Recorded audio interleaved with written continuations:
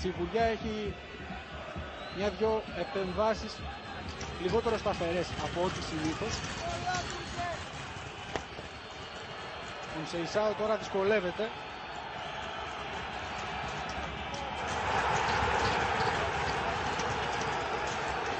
Σκηνικά πολλά αντικείμενα πέφτουν εκεί. Πέφτουν αντικείμενα. Κόκκινη στον Κονσεϊσάο, ο διαιτητής αφήνει με 10 τον ΦΑΟ. Έβγαλε ο Κύρκος κόκκινη στον Πορτογάλο. Θα το δούμε τι έγινε. Εδώ είναι τα αντικείμενα που πέφτουν. Ο Κονσεϊσάο θα πάρει ένα αντικείμενο από αυτά που είναι κάτω και θα το πετάξει στην εξέδρα. Αυτό του στοιχίζει την αποβολή του από τον αγώνα.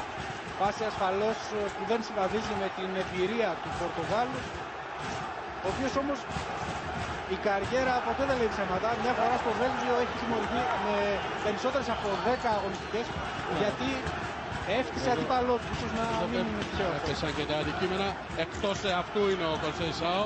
Τα λέει με τον Κύρκο που του ζητάει να φύγει από τον αγωνιστικό χώρο. Ο Κονσεϊσάο επιμένει, λέει ότι χτύπησε ένα αντικείμενο και στο κεφάλι του. Είναι και ο Γκαρσία κοντά, ο Παύλο Γκαρσία, πιο ψύχρεμος. Έχει ζητήσει το λόγο Άκης Οκίμοβ, θα τον έχει αμέσως, αλλά να δούμε λίγο εδώ αυτή την εικόνα. Είναι και ο Σάντος, ο οποίος μπαίνει στον αγωνιστικό χώρο. Ναι, Άκη, σε ακούμε. Προφανώς πάει να τραβήξει από εκεί τον Κονσεϊσάο. Να τον πείσει δηλαδή να βγει έξω. Ναι, ο Κώστας Χαλκιάς έφυγε τρέχοντας προς τον τέταρτο διαιτητή, ο οποίος του εξήγησε τι έγινε και κατευθυνόμενος προς την αιστεία του πίσω. Ναι. Ο Χαλκιάς ρώτησε και τον Σνάουτσερ, ο οποίος του περιέγραψε το περιστατικό. Το είδαμε, δεν υπάρχει αμφιβολία για το τι έγινε. Ναι, απλά θέλω να πω ότι δεν υπάρχει. Από τις κάμερες της. Ναι. Έκανε μια χαρακτηριστική κίνηση και ο Χαλκιάς δείχνοντας το κεφάλι ότι ήταν απερίσκεπτη η σκέψη του Κονσεϊσάο. Τώρα κρατάει άλλο ένα αντικείμενο. Βεβαίως και είναι. Ήταν περιβραχιόνιο, ναι, το περιβραχιόνιο. Συγγνώμη, αλλά έπεσαν, θα πάει στον Μαλεζά το περιβραχιόνιο και θα φύγει και ο Σάντος στον πάγκο για να συνεχιστεί αυτό το παιχνίδι που σταμάτησε με αφορμή την αποβολή. Τον βλέπετε τον Σέρτζιο Κονσεϊσάο να φεύγει και να πηγαίνει προς την Φυσούνα. Συνοδευόμενος από τον άνθρωπο της Super League, τον Γιώργο Γκανάτσιο.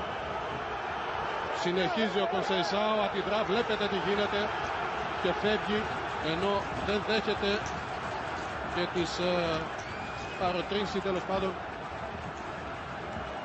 των ανθρώπων security που είναι εκεί, της ομάδας.